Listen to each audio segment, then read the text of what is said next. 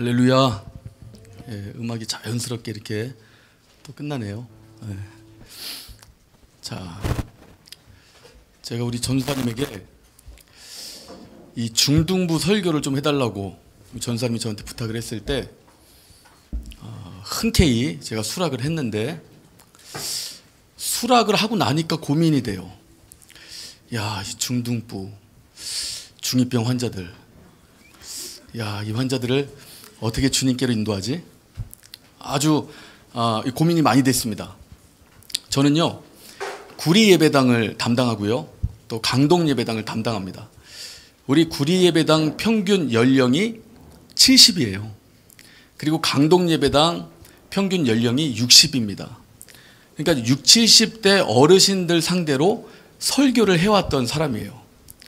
그래서 제가 청소년 전문 사역자도 아닌데, 야, 이 중등부 앞에서 무슨 말을 어떻게 해야 되나, 기도를 나름대로 많이 했습니다.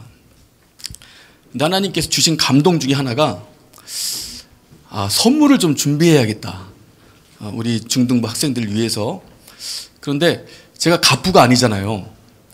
돈을 물쓰듯 쓸 수 있는 사람이 아니라, 제가 5만 원짜리 문화상품권, 5만 원이 아니죠. 5만 원이 아니에요. 큰일 날 뻔했네. 5천 원짜리 문화상품권 20장을. 좋아요? 그래, 이렇게 반응 나올 줄 몰랐네. 나는 또 그까짓 거 막 그럴 줄 알았는데. 문은 돈이야? 오케이. 그래서 이게 20장인데, 이 하나님이 감동을 주셨어요. 그래서 어떤 기준으로 이 학생들을 나눠줘야 되나, 이 생각을 하는데, 열심히 들은 사람. 오케이. 그리고 또 뭐 집중하는 사람, 호응이 있는 사람, 여러 가지가 나오겠죠. 근데 그런 것보다 주관적으로 제 마음에 드는 사람. 그러니까 설교를 하는데 막 눈빛이 살아있어. 주는 거예요. 그리고 하나님 말씀이 막 빨려 들어가는 것 같아. 그러면 주는 겁니다. 그 하나님 말씀이 막 선포되는데 아주 영혼이 막 기뻐 뛰는 것 같아. 육체는 앉아있지만 영혼이 하나님을 만난 기쁨 때문에 막 즐거워해. 이제 그런 심령들을 제가 발견하고 줄 텐데, 설교 중간중간에 이걸 주게 되면 맥이 끊겨요. 그렇죠? 그렇겠죠, 여러분? 그래서 다 끝난 다음에 제가 눈여겨봤다가 20명을 이렇게 선별해서 드리도록 하겠습니다. 자, 할렐루야. 이 눈치가 있는 사람은 이럴 때부터 이제 크게 해야 되는 건데. 자, 할렐루야. 여기 나와봐. 이름 뭐야? 송찬우. 자, 잘 써.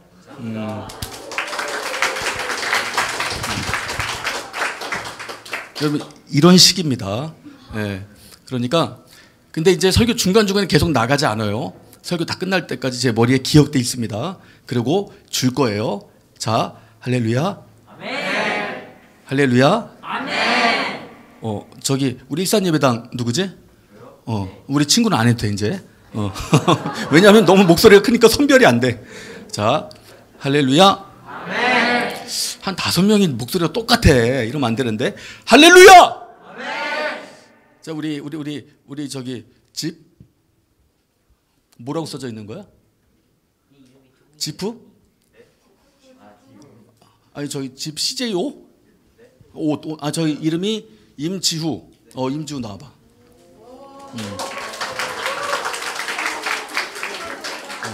잘 써.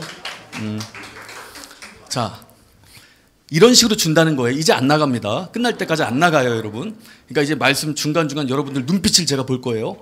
호응을 볼 겁니다. 하나님 말씀이 얼마나 스며드는가 잘 볼 테니까요. 잘 들으시기 바랍니다. 자, 우리 하나님 말씀 보시겠습니다.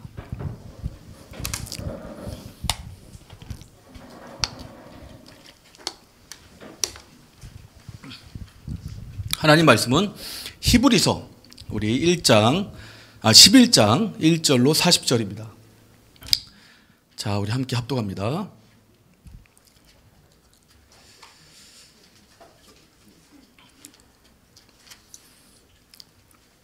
자, 시작. 믿음은 바라는 것들의 실상이요 보지 못하는 것들의 증거니 선지자들이 이로써 증거를 얻었느니라. 믿음으로 모든 세계가 하나님 말씀으로 지어진 줄을 우리가 아나니 보이는 것은 나타난 것으로 말미암아 된 것이 아니니라. 믿음으로 아벨은 가인보다 더 나은 제사를 하나님께 드림으로 의로운 자라 하시는 증거를 얻었으니 하나님이 그 예물에 대하여 증거하심이라. 저가 죽었으나 그 믿음으로써 오히려 말하느니라. 믿음으로 에녹은 죽음을 보지 않고 옮기었으니 하나님이 저를 옮기심으로 다시 보이지 아니하니라. 저는 옮기우기 전에 하나님을 기쁘시게 하는 자라 하는 증거를 받았느니라. 믿음이 없이는 기쁘시게 못하나니 하나님께 나아가는 자는 또한 그가 자기를 찾는 자들에게 상 주시는 이심을 믿어야 할지니라. 아멘. 자, 여러분, 우주가 얼마나 큽니까? 굉장히 크죠. 우주는 너무나 원대하게 크기 때문에 우리가 가늠을 할 수가 없습니다. 그러니까 우주 안에 별들이 무수하게 많아요. 아주 세고 셌습니다. 별무리가 아주 셀 수가 없어요. 여러분, 우리는 지구에 삽니다. 이 지구는 태양계 안에 속해 있어요. 그리고 이 태양계는 은하계 안에 속해 있습니다. 여러분, 은하계 안에 별이 몇 개나 될까요? 수억 개. 수조개. 자, 수조개 약간 이상한데. 자, 여러분, 별은 이 빛을 발하는 것이 별이죠. 우리 지구는 행성입니다. 그러니까 태양과 같은 별, 태양보다 크고 때로는 몇백 배, 몇천 배 큰 별들이 또는 작은 별들이 이 은하계 안에 과학자들이 저마다 다른데 1천억 개에서 2천억 개 이상의 별들이 있다고 합니다. 그러니까 엄청난 별들이 은하계 안에 존재하는 거예요. 근데 여러분, 어떤 과학자가 하는 얘기를 들었는데 이 별들을 하나하나 정확하게 세기 위해서는 6천년의 시간이 필요하답니다. 그러니까 셀 수가 없는 거예요. 추정할 뿐입니다. 2천억 개 이상이다 추정할 뿐이에요. 근데 여러분, 이렇게 별이 2천억 개 이상의 별이 은하계에 있는데 이 은하계가 우주에 우리와 같은 은하계가 2천억 개가 더 있다는 거예요. 그러니까 우주는 엄청난 별잔치입니다. 근데 여러분, 참 신기해요. 이 우주에 별이 그렇게 많은데 질서가 잡혀져 있어요. 혼란스럽지 않습니다. 혼돈스럽지 않아요. 여러분, 이 별들이요, 운행 행로를 이탈해서 별과 별끼리 충돌하면 어떻게 될까요? 터지죠. 자, 여러분, 우리 지구에 우리나라는 가지고 있지 않지만 핵미사일, 미국, 중국, 영국, 프랑스, 이스라엘, 인도 이런 나라가 핵미사일 가지고 있죠. 여러분, 이 핵미사일이 한날 1시에 빵 다 터지면 어떻게 될까요? 네, 지구를 7번이나 멸망시킬 만한 폭발력을 발생시킨답니다.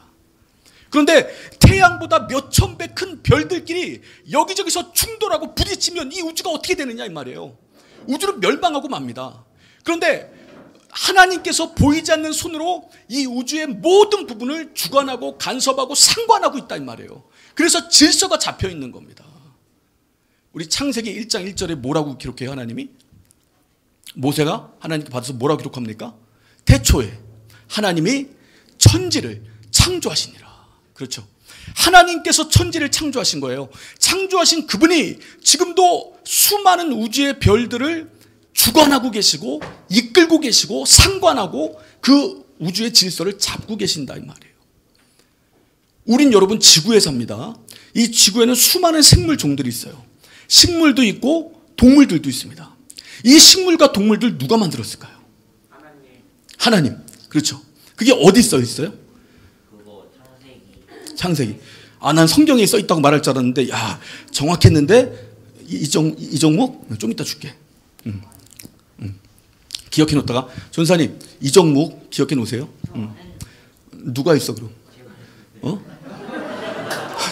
이건 마스크를 써놓으니까 누가 있는지 소리는 들리는데. 그래? 그래, 알았어. 이정목. 근데 이름이, 아까 그랬잖아. 내 마음대로 준다고. 너 하나 줄게. 이정목 기억해 놓으세요.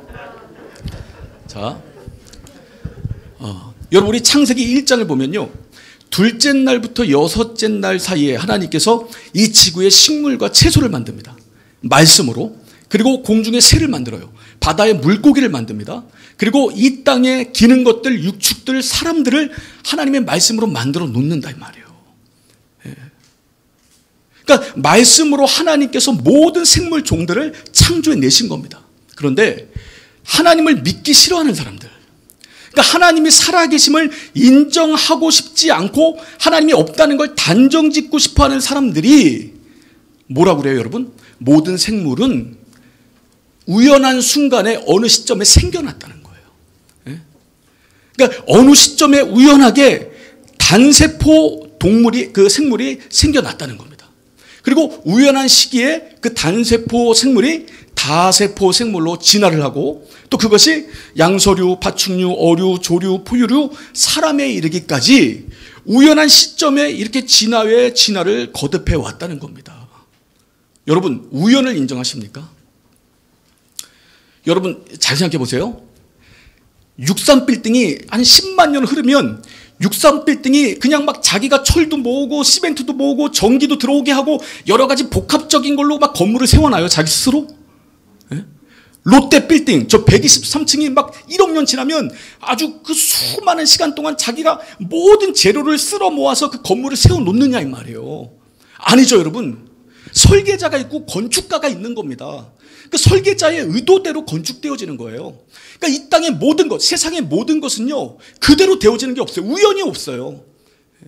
창조자의 뜻이 있는 겁니다. 창조자가 그렇게 만들어 놓은 거예요. 여러분, 과학자들은요, 객관적인 사실을 다루는 사람들이에요. 그러니까 검증된 사실, 실험과 연구를 통해서 진리를 추구하는 사람들입니다. 이것은 하나님 말씀에 있는 진리의 영역과는 달라요. 그래서 이전의 진리라고 우리 소개되어 있던 과학 그런 진리들이 엎어지죠. 새로운 진리가 나온다 이 말이에요. 근데 그 과학자들이 우연을 제일 많이 말해요. 우연히 이렇게 사람에게까지 왔다. 그러니까 하나님을 여러분 인정하지 않으려는 그런 의도를 갖고 이 모든 생물 종을 설명하면요, 허접해집니다. 우리 진화론이라고 한다 이 말이에요. 진화는 여러분 진리가 아니에요. 말 그대로 이론입니다. 이론은 추론이고 가설이고 추정이에요. 그렇죠? 그러나 하나님 말씀은 진리다 이 말이에요. 하나님은 깔끔하게 명확하게 모든 우주의 별들과 지구의 생물체와 식물과 모든 것들 하나님 말씀으로 창조해냈다 이 말이에요. 이것을 성경이 우리 가운데 증거하고 있는 겁니다. 이것이 진리예요. 우린 이 진리를 믿는 사람들입니다. 그래서 오늘 우리가 본문 읽은 3절을 보면 믿음으로 모든 세계가 하나님 말씀으로 지어진 줄을 우리가 아나니 보이는 것은 나타난 것으로 말미암아 된 것이 아니니라. 그러니까 하나님 주신 믿음으로 우리가 뭘 아느냐? 하나님께서 모든 것을 말씀으로 지어냈다는 사실을 아는데, 여러분, 우리 보이는 모든 것은요, 보이는 것으로 만들어진 게 아니에요. 그 보이는 누군가가 만든 게 아니고 보이지 않는 하나님이 보이는 모든 것들을 창조해 내셨다 이 말이에요. 성경은 여러분 이와 같은 사실을 알려주는 겁니다. 그래서 우리 기독교인들은요, 기초적인 세 가지의 믿음이 필요해요. 그러니까 우리 하나님 말씀을 다 믿어야 되지만, 첫 번째로 모든 만물은 하나님이 창조하셨다. 또 그 전에 우리 하나님은 살아계시다. 그러니까 살아계신 하나님이 모든 만물을 창조하셨다. 그리고 모든 만물을 창조한 하나님이 아까 우리 찬양 인도자가 말한 것처럼 죄 가운데서 죽을 수밖에 없는 우리를 위하여 하나님의 아들을 이 땅에 보내시고 그분으로 피 흘리게 하셔서 그 피를 믿는 자마다 그분이 내어주신 살아계신 아버지께로 나가시는 길을 열어주셨다. 예수 믿으면 구원받는다. 이 세 가지가 우리가 가져야 될 기본적인 믿음이다 이 말이에요. 이 믿음 위에 하나님 말씀을 얻는 거예요, 여러분. 그러니까 하나님은 살아계시다. 하나님이 만물을 조성하셨다. 예수 그리스도 보내사 죄인된 우리에게 생명길을 열어주셨다. 여러분, 이 사실을 믿는 우리가 바로 그리스도인입니다. 그래서 하나님은 이 믿음을 기뻐하신다 이 말이에요. 자, 우리 6절 보면 다 같이 읽어볼까요? 나오나요? 자막. 자, 시작. 믿음이 없이는 기쁘시게 못하나니 하나님께 나아가는 자는 반드시 그가 계신 것과 또한 그가 자기를 찾는 자들에게 상 주시는 이심을 믿어야 할지니라. 자, 믿음이 없이는 누굴 기쁘게 못해요? 그렇죠. 하나님을 기쁘시게 못해요. 그러니까 믿는 자, 하나님의 사심을 믿고 하나님이 모든 만물을 조성한 분임을 믿고 하나님의 아들이 우리 죄를 대신하여 우리에게 구원의 길을 열어주었다는 그 사실을 믿는 자들을 하나님은 기뻐하시는데, 여러분, 그들을 하나님은 인도하십니다. 하나님의 곳으로 인도하셔요. 자, 5절을 보니까 믿음으로 에녹은 죽음을 보지 않고 옮겨졌으니 하나님이 저를 옮기심으로 다시 보이지 아니하니라. 저는 옮기우기 전에 하나님을 기쁘시게 하는 자라는 증거를 받았느니라. 자, 여러분 에녹이 어떻게 됐어요? 하나님이 저를 죽음을 보지 않고 하늘로 올리셨어요. 왜? 저는 이 땅에 살아갈 때 하나님을 기쁘시게 하는 자라는 증거를 얻었습니다. 무엇으로? 무엇으로? 믿음으로. 정리하면 믿음으로 하나님을 기쁘시게 하는 자라는 증거를 얻은 에녹을 하나님께서 죽음을 보지 않고 하늘로 올리우셨다는 거예요. 하나님은 여러분 이처럼 믿음을 기뻐하십니다. 우리가 한 게 아무것도 없잖아요. 잘난 게 아무것도 없잖아요. 잘생기면 얼마나 잘생겼어요. 아까 찬양 인도자가 말한 것처럼 못생기면 얼마나 못생겼어요. 근데 아무런 조건 없이 하나님의 아들을 우리 가운데 보내사 그 피 흘리심을 믿는 심령들마다 하나님의 자녀 삼아주신다 이 말이에요. 이것이 하나님의 사랑입니다, 여러분. 이것이 바로 하나님의 사랑이에요. 자, 우리 1절을 보니까 믿음은 바라는 것들의 실상이요 보지 못하는 것들의 증거니. 그러니까 여러분 보이지 않은 하나님, 보이지 않는 하나님의 실상을 우리가 마주할 능력이 믿음입니다. 그리고 그 하나님의 능력을 지금도 증거받을 수 있는 힘, 그것이 바로 믿음이에요, 여러분. 그러니까 역사적으로 많은 사람들이 하나님을 만났습니다. 믿음으로. 그리고 하나님의 일하심을 계속 경험한다 이 말이에요. 증거를 본다 이 말이죠. 2절 보면 선진들이 이로써 증거를 얻었느니라. 자, 히브리서 11장은요 믿음장이라고도 합니다. 그리고 여기에 우리가 11장을 1절부터 6절까지만 읽었지만 이제 끝까지 읽어보면 믿음의 선진들이 하나님 앞에 믿음으로 어떻게 섰는지를 계속 열거하고 있어요. 그리고 믿음의 선진들 18명을 이 히브리서는 말씀하고 있습니다. 이 선진들이 어떻게 믿음으로 하나님을 만났고 어떻게 세상을 이겼는지 계속 증거해낸다 이 말이에요. 우린 그 중에 18명을 다 알아보기가 좀 뭐하니까 요셉을 좀 보려고 합니다. 요셉. 여러분 요셉 하면 뭐가 생각나세요?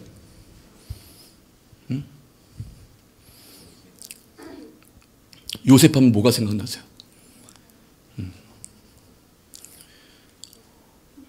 교회 학교 통해서 다 올라온 거지. 초등 1부, 2부 다 지났지. 그때 배웠는데 까먹었지. 그래서 선생님들이 필요하고 목사가 필요한 거야. 괜찮아. 요셉 하면 생각나는 게 꿈. 요셉의 별명이 뭔지 아세요? 꿈꾸는 자가 오는도다. 형들이 요셉에게 지어준 말입니다. 꿈. 요셉은요 꿈을 꿉니다. 근데 이 꿈은요 사람으로부터 받은 꿈이 아니에요. 또 자기 스스로 꾼 꿈도 아닙니다. 하나님이 요셉에게 심어준 꿈이에요. 하나님이 요셉에게 그 10년 가운데 비전을 심어 놓습니다. 요셉 나이 17살 때. 저는요 19살 때 예수를 믿었어요. 그리고 19살 95년 10월 9일 날 제가 성령을 받았습니다. 우리가 예수 믿은 사람들은 동일한 간증이 있겠지만 저는 예수 믿기 전의 삶과 예수 믿은 후의 삶이 너무나 달라진 케이스입니다. 마찬가지일 거예요. 예수 믿는 사람 많은 사람들이. 제가 어렸을 때 저는 불우했어요. 상당히. 그리고 우울했습니다. 내가 왜 사는지 몰랐어요. 죽고 싶었어요. 근데 용기가 없었죠. 가세도 기울어졌고 집안의 형편도 어려웠고 제가 중학교를 딱 들어갔는데 저는 중학교로 돌아가라. 젊어지잖아요. 16살, 15살 시절로 돌아가면 얼마나 좋아요? 절대 안 돌아갈 거예요. 중학교 들어가자마자 제가 왕따를 당했어요. 제가 이 말을 하면 지금 등치가 좀 좋잖아요. 등치 좋아요? 네? 등치 좋죠. 그 왕따를 당했다고 하면 안 믿어. 저는요 말도 더듬었어요. 말을 제대로 못했다고요. 우리 둘째 아들이 지금 말을 좀 더듬는데 얘한테 미안해. 나 어렸을 때 보는 것 같아. 지금도 약간 더듬죠. 말을 더듬었는데 중학교 가니까 왕따를 당해. 애들한테 맞아서 기절을 했어요. 애들한테 맞아서 기절해 본 적 있어요? 없죠. 이거 말하면 좀 길고 하여튼 근데 그렇게 왕따를 당하면 그러니까 빵 셔틀 알죠 여러분? 빵시었던 막 뭘 일시키고 막 자존감이 아주 땅바닥으로 무너져. 그러니까 저는 왕따를 당했다가 이렇게 저 자살한 애들 이 기사를 보면 얘들 마음을 알아요. 이게 평생 갈 것 같아요. 그냥 이 시기만 딱 지나면 되는데 그렇게 안 느껴진다니까. 그 시절의 형편에는요, 이렇게 고립되고 내가 무시당하고 과시당하는 이 부분이 내 일평생 갈 것만 같아요. 그 인생을 포기하고 싶어요. 저도 죽고 싶었는데 죽을 용기가 없어서 살았는데, 여러분 우리 기가 눌린다고 그러죠. 사람이 여러분 기가 확 눌리면 아무것도 못합니다. 그러니까 저는 그때 대인 공포증이 생기고, 그러니까 사람이 무서워요. 지금도 그래요. 저 하나님의 은혜가 아니면 저는 설교를 못해요. 아주 가슴이 콩닥콩닥 준비하는 그 과정부터, 아까 우리 아들이 여기 와 있는데 아들을 여기 2시에 이렇게 데려다 놓고 한강공원 가 있었어요. 어디 갈 데가 없더라고. 뭐 어디 저 뭐 이렇게 요즘엔 기도실도 없고 해서 한강공원 가서 차 세워놓고 거기서 막 기도하고 있었는데, 빨리 시간이 갔으면 좋겠어. 이거 내가 준비한 거 잊어버리면 어떡하지? 막 아주 그냥 초조하고 긴장되고, 성격이 그래요. 되게 소심해. 근데 옛날에 그 트라우마가 있는 것 같아요. 그러니까 뭘 준비해도 안 되고, 우리 인재 목사님이 이런 말은 더 이상 하지 말라고 했는데 오늘만 할게요. 반에서 58명 중에 56등을 했어요. 아니, 54명 중에 52등. 54명 중에 52등을 했어요. 그러니까 공부를 해요. 안 하는 게 아니에요. 근데 안 돼. 머리가 막혔어요. 기가 확 죽으니까 뭘 해도 안 돼요. 그냥 죽고 싶고 인생을 끝내고 싶은데 용기는 없고, 그러다가 세월이 흘러서 19살까지 온 겁니다. 그 19살, 그 1995년 10월 9일 날 제가 하나님의 성령을 받았어요. 저는 그때 제 인생이 완전히 변했다고 누구에게든 말을 하고 다닙니다. 왜냐하면 여러분, 그때 하나님께서 나에게 믿음을 주셨어요. 그리고 그때 내 10년 가운데 꿈을 심어주셨습니다. 내 10년 가운데 비전을 줬어요. 제가 그때 받은 비전이 뭐냐면, 하나님을 증거하고 싶다. 하나님을 전하고 싶다. 하나님 말씀을 증거하는 자로 일평생 살고 싶다. 아무것도 없는 자가, 아무것도 갖추지 못한 자가 그런 꿈을 꾸게 됐어요. 여러분, 제가 그때 성령을 받고 나서, 성령을 받으면 우리 전도사님이 앞으로 나오라고 그래요. 그래서 소감이 어떠냐고 물어봅니다. 그럼 막 이렇게 말하면 새신자가 소감을 말하니까 웬만하면 박수 쳐주고 막 축하해줘요. 근데 제가 말을 얼마나 못했냐면, 막 뭐라고 했더니, 아니 무슨 말인지 알아들을 수가 없어요. 그러니까 새신자는 무조건 축하해줘야 되는데 새신자가 한 말이 알아들을 수 없다고 전도사님이 우려할 정도로 그렇게 말 주변이 없었어요. 그래서 제가 성령을 받고 우리 교구에서 매 주일마다 아침에 모여서 신도림역 순환선 2호선 안에서 이렇게 전도하는 팀들이 있었습니다. 그러니까 한 사람이 이렇게 지금은 전철 전도 못하죠. 법적으로 좀 금지가 됐는데 예전엔 그게 됐습니다. 손잡이 딱 붙들고 살아계신 하나님을 막 증거하는 거예요. 한 사람이 증거하면 나머지가 다 예수 내구주 이렇게 우리 전도지 돌리고. 근데 이 전도하는 모습이 너무 멋진 거예요. 그 뒤로 계속 동참했습니다. 이제 배우려고. 그런데 이 사람들이 어느 순간부터인가 다 약속이 잡혀요. 그러니까 난 모임이 있어서 전도 못합니다. 나는 일이 있어서 전도 못합니다. 그러니까 한두 사람씩 빠지는 거예요. 그리고 2명이 남은 겁니다. 저랑 아주 열정 있는 그분이 남았는데, 이분도 어느 순간이 되니까 나도 못한다는 거예요. 이분도 못 나와요. 그럼 저 혼자잖아요. 어떻게 해야 돼요, 여러분? 예? 여러분 같으면 어떻게 하겠어요? 안 나가야지, 당연히. 혼자서 뭘 해? 해본 적도 없는데. 그런데 나갔어요. 나가서 전철을 탔습니다. 전철을 타서 손잡이를 잡았어요. 손잡이를 잡고 이게 말을 안 나와. 손잡이를 잡고. 그러니까 사람들이 쳐다봐요. 왜냐하면 쟤 뭐 하려는 것 같은데 쟤 뭐 하려는 거지? 막 움찔움찔하니까. 근데 안 나와요. 목소리가 안 나와. 너무 창피하니까. 막 이렇게 하다가 하나님께서 막 크게 감동을 주시고 한마디가 터져 나왔습니다. 할렐루야. 손잡이 잡고 할렐루야 터져 나왔어요. 그때부터 일사천리로 말이 막 나오기 시작하는 거예요. 왜 말이 나오느냐?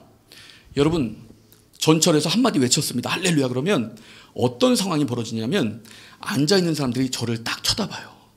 여기서 할렐루야 해놓고 아무 말 안 하면 미친 사람 되는 거예요. 그렇죠? 다 쳐다보는데 할렐루야 가만히 있어봐요. 얼마나 그 꼴이 우스워요. 사람들이 볼 때 미친 사람이. 그러니까 아무 말이나 막 하는 거예요. 할렐루야 외쳐놓고 일사천리로 입에서 나오는 말 줄줄줄 하는 겁니다. 우리 주 예수를 막 증거하는 거예요. 지하철이 10칸이죠, 여러분. 이 2호선은 순환선입니다. 10칸을 싹 다 돌고 나오면 다시 이제 신도림으로 도착을 해요. 그 신도림역에 내려서 제 10년 가운데 너무 큰 기쁨이 있는 거예요. 이거는 뭐라고 말로 표현할 수가 없어요. 어떤 사람도, 어떤 세상의 명예도, 억만금을 준다 해도 바꿀 수 없는 하나님이 주시는 만족감, 어떤 허무함이, 그 허망함이 다 사라지고 모든 것들이 다 채워진 듯한 만족감이 우리 하나님으로부터 몰려오더라 이 말이죠. 전 그렇게 하나님께 꿈을 받고 또 비전을 받고 난 하나님 말씀을 증거하는 사람이 돼야겠다라고 여겼습니다. 여러분, 요셉이 꿈을 꿨어요. 비전을 받았습니다. 이건 하나님으로부터 받은 거예요. 근데 요셉이 여러분 꿈을 꾸고 비전을 받으면 그때부터 요셉의 삶이 좀 이렇게 장밋빛 인생으로 좀 금길이 확 깔리듯이 휘황찬란한 영광의 길이 그의 삶 가운데 싹 열려야 되는데, 여러분 그 비전을 받는 즉시로 요셉의 인생이 뭐가 시작돼요? 고래? 다시 누가 말한 거야? 이게 마스크를 쓰니까 누가 말했는지를 모르네. 뭐라 그런 거예요? 불행. 불행. 맞아.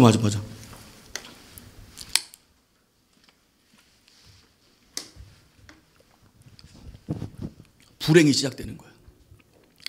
아버지는 요셉만 특별히 좋아하죠. 요셉은 또 형들에게 철없이 꿈 얘기를 하죠. 그러니까 형들이 요셉을 싫어하는 겁니다. 아버지가 요셉에게 형들에게 간식을 좀 갖다 줘라. 간식을 갖다 주러 갔는데 요셉을 죽이려고 그래요. 다 이 11형제가 요셉을 죽이려고 합니다. 그때 큰형 루벤이 야, 요셉 죽이면 안 된다. 그러니까 말렸어요. 겨우 말렸습니다. 그리고 구덩이에 버려놔요. 여러분, 구덩이에 빠져있는 요셉이 어떤 생각을 했을까요? 그 혈육이잖아요. 형들이 날 죽이려고 그래. 그리고 나를 구덩이에 빠뜨렸어. 그러니까 죽이려고 했던 사람들이 잠시 잠깐 구덩이에 나를 빠뜨려 놨지만 언제 마음이 변해서 나를 다시 죽이려고 시도할지 모른다 이 말이에요. 그 공포, 그 두려움 얼마나 심했을까요? 그러니까 인생의 밑바닥을 경험하는 겁니다. 주님이 비전을 줬어요. 꿈을 심어놨습니다. 그런데 내가 겪는 건 인생의 완전히 밑바닥이에요. 형제들에게 배반당하고 언제 형제들이 나를 죽일지 모르는 위험천만한 상황에 요셉이 처하게 된 겁니다. 아찔하죠, 여러분. 여러분, 우리가 성경을 보면요, 하나님이 쓰시는 사람들이 특징이 있습니다. 하나님이 쓰시는 사람은요, 학교를 가요. 어느 학교를 가느냐? 고난의 학교를 갑니다. 그러니까 고난의 학교에서 그 고난의 과정을 겪은 사람들을 하나님은 써요. 이 고난을 겪는 동안 여러분 사람이 성숙되어집니다. 우리가 여러분 코로나 여러 가지 어려움을 겪을 때 지금 내 눈으로 내 시선으로 바라볼 때 너무 힘들지만 여러분 나중에 3년 후든지 5년 후든지 내 모습을 바라보면 내가 얼마나 성숙되어 있는가 이걸 발견할 수가 있어요. 하나님께서 다윗에게 기름을 부어요. 그 기름을 부은 다음에 바로 쓰시면 되잖아. 근데 바로 안 써요. 10년 동안 굴립니다. 사울에게 괜히 쫓기게 만들어요. 그 10년 동안 여기저기 도망다니면서 숱한 지혜를 얻는 거예요. 고생 가운데 성숙되어지는 겁니다. 또 우리 신약에 와서 바울이 다메섹에서 예수를 믿어요. 예수를 핍박했던 사람에서 믿는 사람이 됩니다. 그러면 하나님의 도움으로 꽃길이 열려야 되는데 그때부터 핍박이 시작돼요. 가는 곳마다 어려움을 당합니다. 근데 여러분, 이 다윗이 그리고 바울이 하나같이 고백하는 말이 있어요. 똑같은 고백을 합니다. 자, 우리 성경 한번 볼까요? 시편 17편 우리 15절입니다. 이건 다윗의 고백인데 다윗이 사울에게 쫓길 때 한 고백입니다. 자, 같이 읽겠습니다. 시작. 나는 의로운 중에 주의 얼굴을 보리니 깰 때 주의 형상으로 만족하리이다. 아니, 내가 왜 쫓기는지도 몰라요. 사울은 나를 죽이려고 그래. 그냥 죽이려고 그래. 내 장인인데, 나의 장인 어른인데 이 사람의 딸이 내 아내인데 자기 사이를 막 죽이려고 그래요. 이유를 몰라. 그냥 도망가야 돼. 군사를 데리고 오니까. 그럼 얼마나 여러분 그 삶이, 그 생활이 정말 고통과 어떤 난관과 어려움의 연속이잖아요. 만족될 게 뭐가 있습니까? 그런데 하나님 한 분만으로 만족하다는 고백을 합니다. 나는 환경이 어떻든 생활이 어떻든 하나님 한 분만으로 만족합니다. 그러니까 여러분, 우리가 이 신앙인들, 주님을 만난 사람들이 막 고난스럽고 힘들 때 견딜 수 있는 힘이 무엇인가? 하나님이 만족을 준다는 거예요. 그러니까 이건 하나님을 모르는 사람들은 설명해도 모릅니다. 이해를 못하는 거예요. 아니, 이렇게 고난스러운데 어떻게 만족해? 근데 하나님이 그 심령을 붙들어요. 그리고 만족을 주십니다. 또 우리 고린도후서 우리 3장 5절 한번 볼까요? 3장 5절. 자, 함께 읽겠습니다. 이것도 시작. 우리가 무슨 일이든지 우리에게서 난 것 같이 생각하여 스스로 만족할 것이 아니니 우리의 만족은 오직 하나님께로서 났느니라. 바울도 그렇게 핍박 중인데 나의 만족은 오직 하나님에게서 난다라고 고백을 한다 이 말이에요. 고난과 핍박 중에도 하나님 한 분만으로 만족합니다. 이 다윗과 바울이 똑같은 고백을 합니다. 그러니까 요셉이 그렇게 어려움을 당했어요. 언제 죽을지 모릅니다. 그러다가 형들이 요셉을 어떻게 해요? 애굽으로 팔아버립니다. 요셉이 팔려가요. 이 보디발 장군의 집에 종이 됩니다. 예. 여러분, 요셉이 이 집에서 어떤 일을 겪었는지, 또 하나님께서 어떻게 요셉을 대우해 주셨는지 우리 한번 성경을 읽어볼까요? 우리 창세기 39장 2절로 5절입니다. 우리 함께 읽겠습니다. 자, 시작. 여호와께서 요셉과 함께 하심으로 그가 형통한 자가 되어 그 주인 애굽 사람의 집에 있으니 그 주인이 여호와께서 그와 함께 하심을 보며 또 여호와께서 그의 범사에 형통케 하심을 보았더라. 요셉이 그 주인에게 은혜를 입어 섬김에 그가 요셉으로 가정 총무를 삼고 자기 소유를 다 그 손에 위임하니 그가 요셉에게 자기 집과 그 모든 소유물을 주관하게 한 때부터 여호와께서 요셉을 위하여 그 애굽 사람의 집에 복을 내리심으로 여호와의 복이 그의 집과 밭에 있는 모든 소유에 미친지라. 자, 하나님께서 요셉이 가는 곳마다 함께 하셔요. 그래서 요셉을 형통케 하십니다. 이거 다시 말하면요, 요셉이 그렇게 어렵고 힘들고 고난과 역경이 가득한 중에도 하나님을 믿는 믿음을 놓치지 않은 거예요. 그래서 하나님의 관심이 그와 함께 합니다. 그 가는 곳마다 형통하게 돼요. 그래서 여러분 3절 보면 그 주인이 보디발을 말하는 거예요. 보디발이 여호와께서 그와 함께 하심을 보며 또 여호와께서 그의 범사에 형통케 하심을 보았더라. 요셉이 그 주인에게 은혜를 입어 섬김에 그가 요셉으로 가정 총무를 삼고 자기 소유를 다 그 손에 유임해 버립니다. 여러분, 믿음의 사람은요, 특징이 있습니다. 어떤 특징을 갖냐면 믿음의 사람은 첫 번째로 하나님의 사랑을 받아요. 그러니까 하나님과의 관계, 하나님을 향한 믿음, 또 하나님의 사랑받음, 이것이 하나님과 연결된 부분이 계속 수월하게 이루어집니다. 또 한 부분은 사람에게도 인정을 받아요. 여러분, 믿음과 하나님 말씀대로 살아가는 것은 다른 것이 아닙니다. 그러니까 믿음이 있다는 건 곧 하나님 말씀대로 살아간다는 거예요. 하나님 말씀대로 살아가는 사람은요, 누구를 닮게 될까요? 여러분, 하나님 말씀대로 우리가 살아간다면 누구를 닮게 될까요? 네? 하나님 말씀대로 살아가는데 마귀를 닮아? 아니죠. 하나님 말씀대로 살아가면 누구를 닮아요? 하나님. 더 구체적으로 하나님의 아들 예수 그리스도를 닮게 돼 있어요. 여러분, 예수 그리스도를 닮는다면요, 그의 온유함이, 그의 겸손함이, 그의 사랑함이 그 심령 가운데서 넘쳐나게 됩니다. 그러니까 지금 내 이 모습 그대로를 하나님이 사랑해서 나에게 은혜를 주시고 구원을 주셨지만 우리 하나님은 예수 그리스도를 닮아가기를 원하십니다. 그러니까 요셉은 하나님과의 관계가 끊어지지 않았어요. 하나님을 믿는 믿음이 충만한데 그가 가는 곳마다 그 옆에 있는 사람들이 그를 사랑해. 물론 하나님의 은혜를 주신 것도 있지만 요셉에게서 나타나는 예수 그리스도를 닮은 모습이 있기 때문에 이 주변 사람들이 여러분 그를 사랑하게 되는 겁니다. 자, 여러분 보세요. 괜히 막 짜증내. 보자마자 막 화내. 막 승질내. 말을 막 베비 꽈. 막 정말 이렇게 성격이 좀 뭔가 모난 사람 같아. 여러분, 이런 사람과 같이 지내고 싶어요? 친구하고 싶어요? 아니죠. 이런 사람 보면 어떻게 돼요? 피하게 됩니다. 그렇죠? 그런데 여러분, 정말 우리 주 예수 그리스도를 닮은 온유함이 있고 또 하나님의 사랑을 철철 흘려보내고 언행심사가 주님을 닮은 사람과는 우리가 여러분 그 사람과는 사귀고 싶어져요. 그러니까 보디발이 여러분 보통 사람이 아니에요. 이 이집트의 장군인데 이 장군이 웬만한 종한테 자기 모든 집안 총무일을 맡기겠습니까? 자기가 딱 봤을 때 뭔가 사람이 다른 거예요. 언행심사가 다른 겁니다. 그러니까 하나님을 닮은 부분이 요셉에게 나타나는 거예요. 그래서 우리가 여러분 신앙생활 잘하는 건 우리 하나님 앞에서 온전한 믿음을 갖지만 하나님 앞에서 믿음을 온전히 가진 사람에게 나타난 특징은 사람들에게도 사랑을 받는 겁니다. 그러니까 나는 하나님과의 관계가 너무 좋아. 근데 나를 만나는 사람마다 나를 불편해해. 나를 어려워해.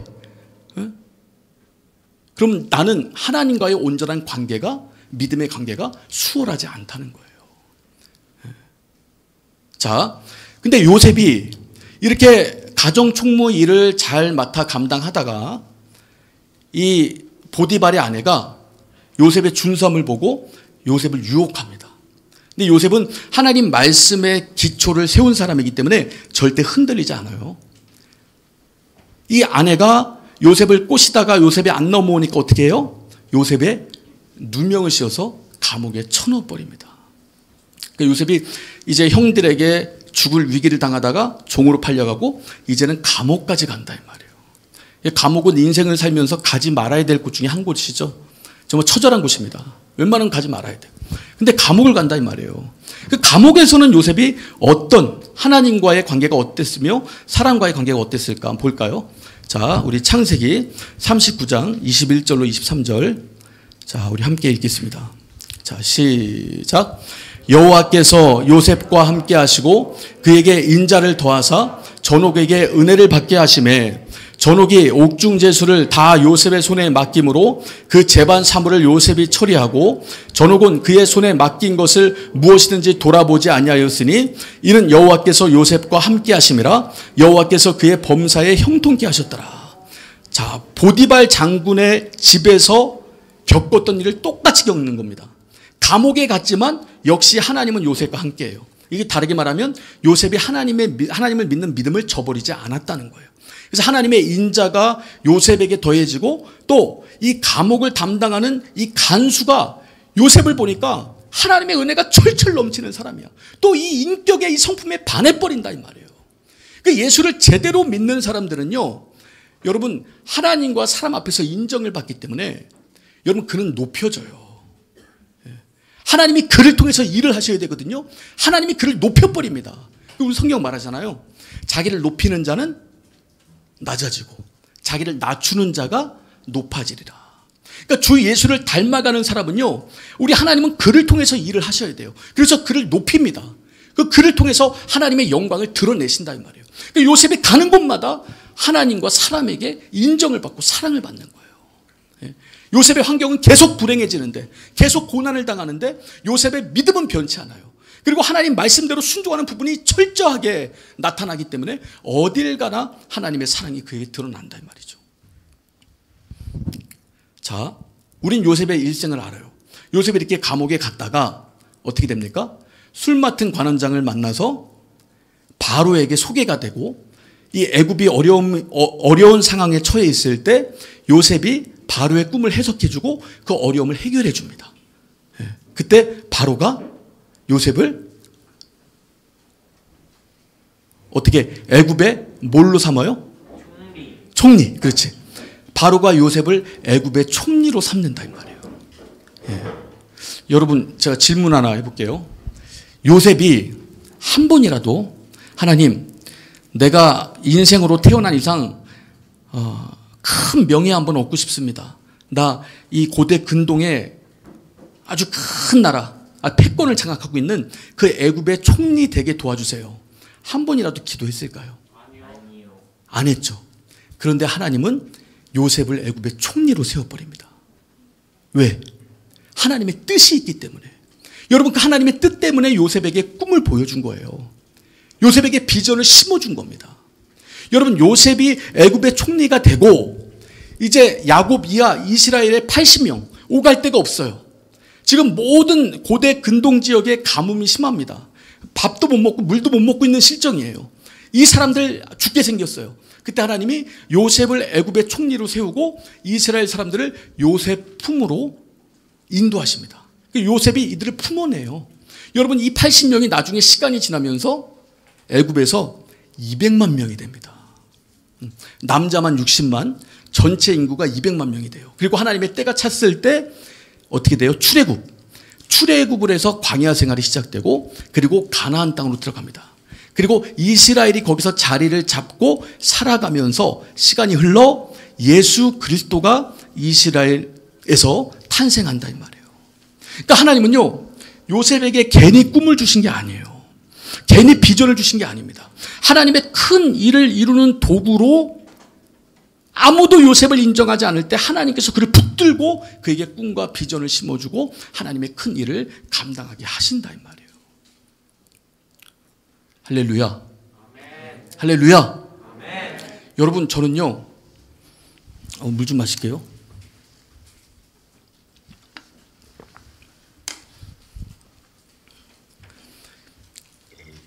이때 여러분들이 비전을 하나님께 받기 원합니다. 이 나이 때 14살, 15살, 16살 이 나이 때 하나님이 비전을 주시고 꿈을 심어주시면요, 여러분 인생 계획을 여러분이 이제 세워나가는 게 아니에요. 그리고 여러분들이 의지하는 어떤 멘토의 도움을 받아 그 인생 계획을 세워나가는 것이 아닙니다. 하나님께서 여러분 안에 주인이 되셔서 여러분 인생을 가꾸어 간다 이 말이에요. 하나님이 뜻하신 바대로, 하나님이 원하시는 대로 여러분을 통해서 하나님이 큰 일을 온전히 이끌고 이루어내신다 이 말이죠. 그래서 우리 10년 가운데 비전과 꿈이 품어져야 돼요. 하나님으로 인하여. 그러려면 하나님이 우리와 함께 계셔야 됩니다. 여러분, 여기 혹시 성령 받은 분 손 들어보세요. 한 5명? 한 5명 되네. 여러분, 예수께서 오시고 죽으시고 부활하신 다음에 우리 가운데 성령을 선물로 주셨어요. 그래서 이제 예수 안에서 믿고 구하는 자에게 하나님의 성령이 그 심령을 성전 삼고 오십니다. 그럼 우리가 성령을 이렇게 모시면 하나님께서 우리 인생 가운데 꿈과 비전을 심어 놓을 텐데 어떻게 성령을 받을 수 있는가? 어떻게 성령을 받을 수 있을까요? 성경은 그걸 분명하게 제시하고 있습니다. 자, 우리 맞아. 회개해야 돼. 자, 우리 사도행전 한번 볼까요? 사도행전 2장 38절 한번 큰 소리로 읽겠습니다. 사도행전 2장 38절. 자, 우리 함께 읽습니다. 시작. 베드로가 가로되 너희가 회개하여 각각 예수 그리스도 이름으로 침례를 받고 제사함을 얻으라. 그리하면 성령을 선물로 받으리니. 자, 우리가 회개할 때 또 제사함 받을 때 하나님의 성령이 우리 가운데 오십니다. 여러분, 회개하라 그러면 막연하죠. 뭘 회개해야 돼? 5살 때 뭐 훔친 거 회개해야 돼? 뭘 회개해 도대체? 예수 믿지 않은 것이 죄라고 했는데 나는 예수 믿는데 지금 뭘 회개해야 돼? 여러분, 막막해요. 그러면 우리 그냥 두 눈 감든가 아니면 깜빡깜빡하든가 그 기도 시간을 보내야 됩니다. 여러분, 회개는요, 중요한 것이 내가 하는 게 아니에요. 회개를 시키는 분이 있습니다. 여러분, 하나님은요, 우리 인생이 할 수 있는 것이 너무나 미비하다는 걸 알아요. 그러니까 회개할 수 있는 마음을 주시는 분이 있다 이 말이에요. 회개를 시키신다 이 말이죠. 그러니까 여러분들이 회개가 안 나와? 그러면 고민하지 마세요.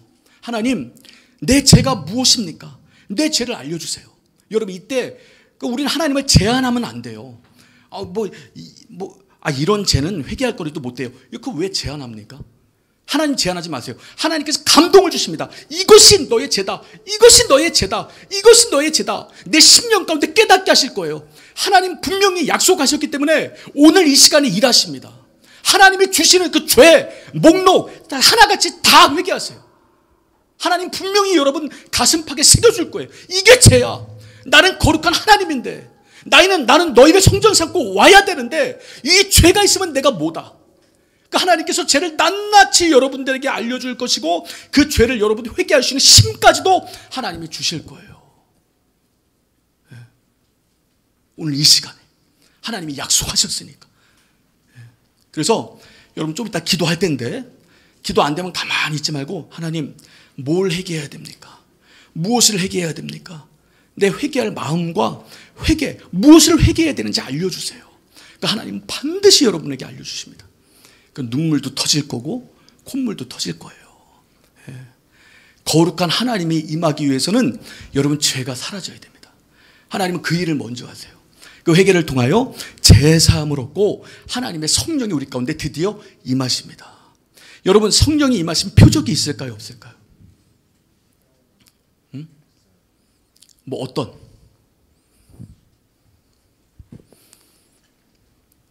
자, 우리 성경을 보면 사도행전 2장, 10장, 18장에 성령을 받은 사람들이 방언을 말해요. 예. 그러니까 방언도 12가지 은사 중에 하나인데 방언을 말합니다. 근데 여러분 오해하면 안 되는 게 그 나는 방언을 못 받았으니까 성령 못 받은 거네? 그렇게 오해하면 안 돼요. 여러분 방언은 은사입니다. 하나님은요 우리가 생각하는 것 이상으로 무궁무진하게 일하실 수 있어요. 우리 생각으로 제한할 수 없는 분입니다. 그러니까 어떤 사람은 성령을 받으면서 방언을 말할 수도 있고 어떤 사람은 다른 은사를 받을 수도 있다 이 말이에요. 어떤 사람은 믿음의 은사를 받을 수도 있고 어떤 사람은 또 예언의 은사를 받을 수도 있는 거고 우리 성령을 제한할 수 없어요. 여러분 이찬수 목사님 아세요? 예? 이찬수 목사님 아시죠? 그 설교 들어봤어요? 상당히 좋죠. 그 하나님께로 막 내 심령을 막 울려서 하나님께로 인도하시잖아요. 이분이 방언을 못해요. 예? 그 이분 성령 안 받은 거예요? 아니죠, 여러분. 그러니까 성경은 2장, 10장, 18장에 성령을 받은 사람들이 방언을 말했더라라고 기록하고 있지만 하나님은 더 무궁무진하게 일하실 수 있어요. 그래서 여러분들이 오늘 성령 받고 그 은사로 방언을 말할 수도 있고 또 다른 은사를 받는데 여러분 우리가 귀신이 들어와도 왔는데 하나님의 성령이 우리 심령 가운데 들어오시면 알까요 모를까요? 알아요 여러분. 큰 확신과 믿음이 말할 수 없는 눈물이 하나님을 사랑하는 고백이 나도 모르게 터져 나온다 이 말이에요. 하나님이 내 심령 가운데 오시는데 하나님이 내 심령 가운데 오시는데 자 우리 요한복음 14장 26절 한번 보겠습니다. 자 함께 읽겠습니다. 시작.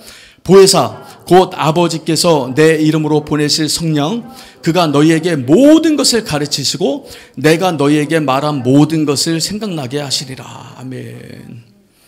자 우리 성령을 받으면요 하나님의 성령께서 하나님 말씀을 가르쳐요. 깨우쳐지게 합니다. 그리고 하나님 말씀을 생각나게 하세요. 여러분 우리가 어떻게 하나님의 뜻대로 말씀대로 살아갈 수 있습니까? 하나님 말씀이 깨달아지고 생각나기 때문에 그래요.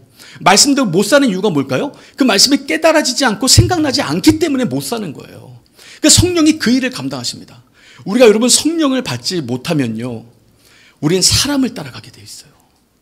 제가 참 가슴 아프게 들은 말이 뭐냐면 이 교회학교 아이인데 우리 이 사태가 났잖아요. 교회가 개혁 비개혁으로 나뉘었잖아요.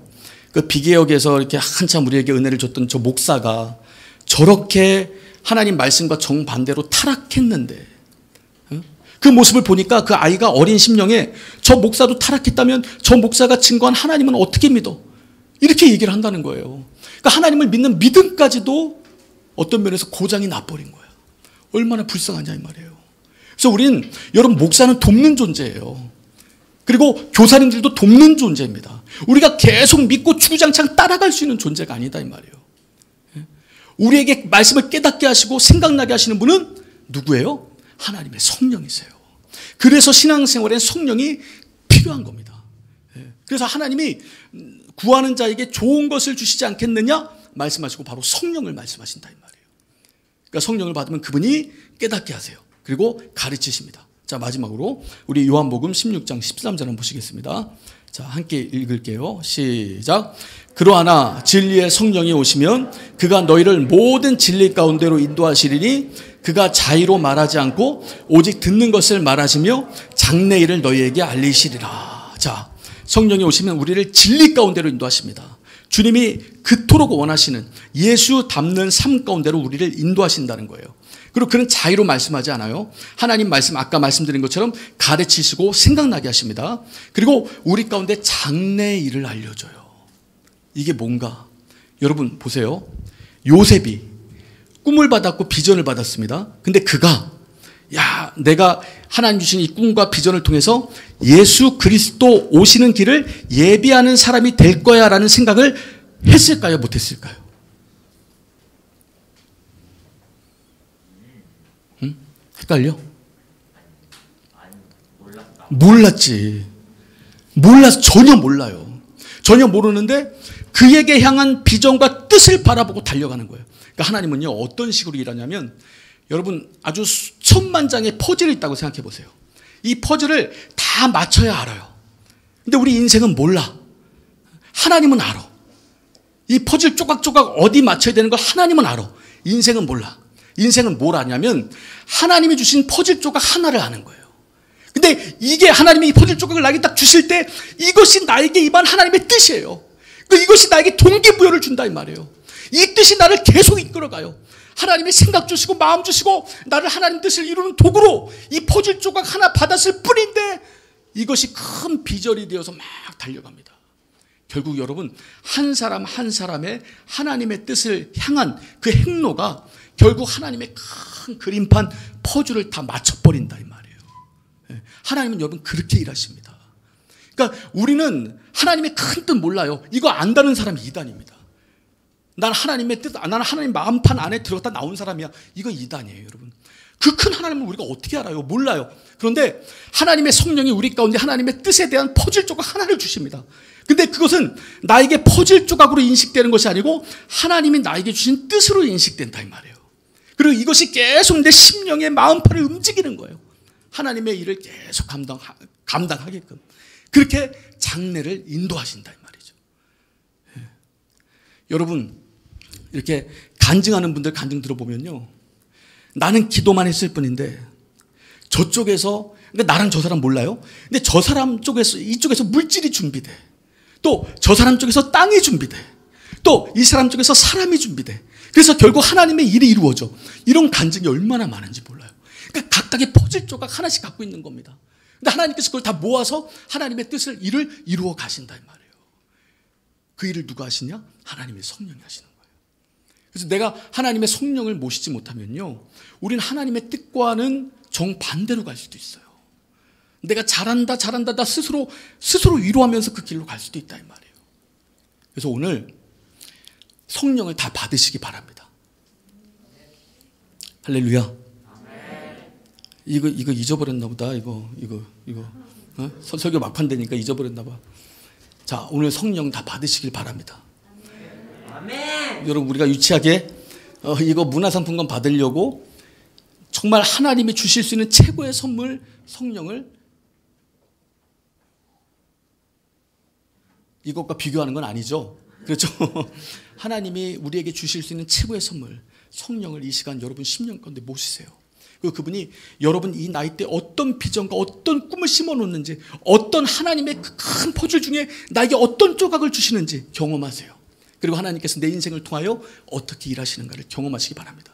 먼저 회개하시고 제사함 받으세요. 이 시간 기도하실 때 하나님 내 죄가, 우리 찬양 먼저 하고 우리 기도하겠습니다.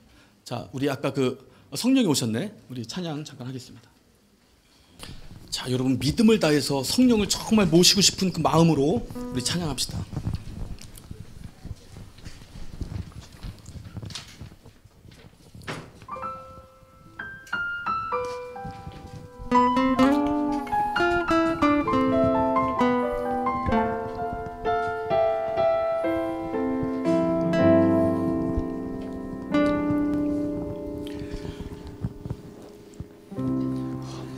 시절 지날 때 깊은 한숨 내쉴 때 그런 풍경 보시며 탄식하는 분 있네.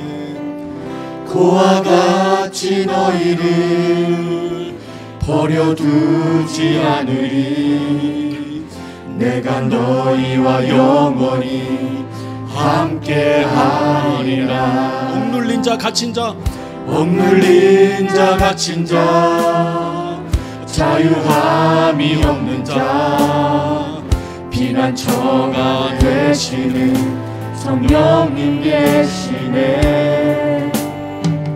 주의 영이 계신 곳에 참 자유가 있다네.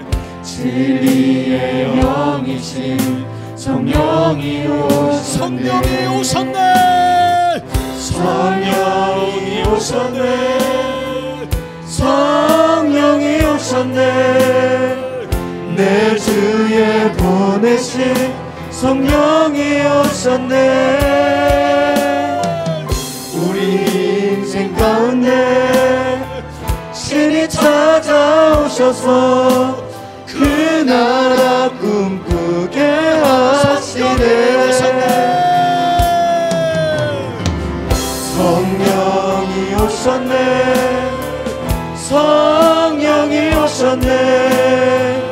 내 주에 보내신 성령이 오셨네. 우리 인생 가운데 신이 찾아오셔서 그 나라 꿈꾸게 하시네. 공허한 시절 지날 때, 공허한 시절 지날 때, 깊은 한숨 내쉴 때, 그런 풍경 보시며 탄식하는 분이네. 그와 같이 너희를 버려두지 않으리. 내가 너희와 영원히 함께하리라. 억눌린 자 갇힌 자, 억눌린 자 갇힌 자, 자유함이 없는 자, 피난처가 되시는 성령이 계시네.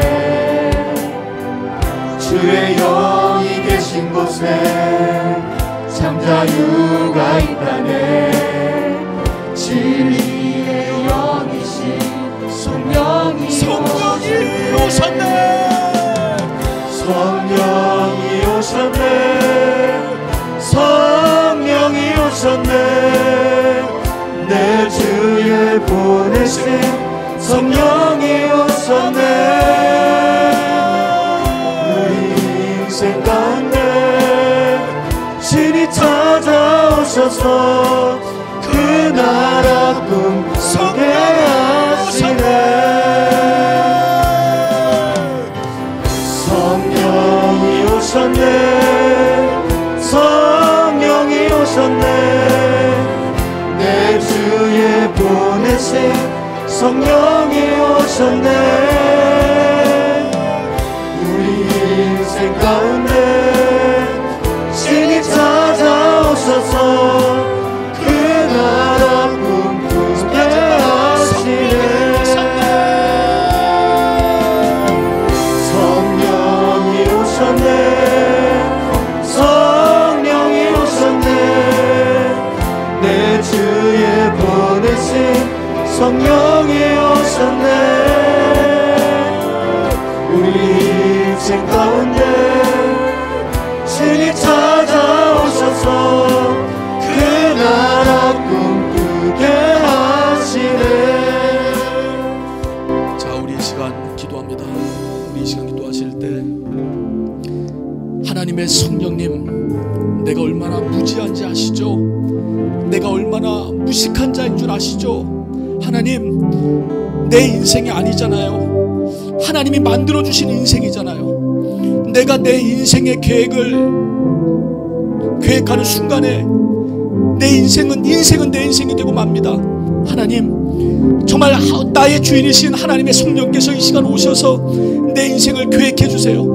하나님의 인생으로 만들어 주세요. 하나님의 비전을 심어 주세요. 하나님의 꿈을 심어 주세요. 거룩한 하나님의 성령을 모시기 위하여 내 죄를 회개해야 합니다. 하나님, 근데 나는 회개할 줄을 모릅니다. 우리 하나님께서 죄를 깨닫게 해주세요. 우리 하나님께서 죄를 깨닫게 해주세요. 회개하여 제사함 받아 성령을 받는 복을 이 시간 누리게 하여 주옵소서. 우리 주여 머무르고 간절히 기도합니다. 주여!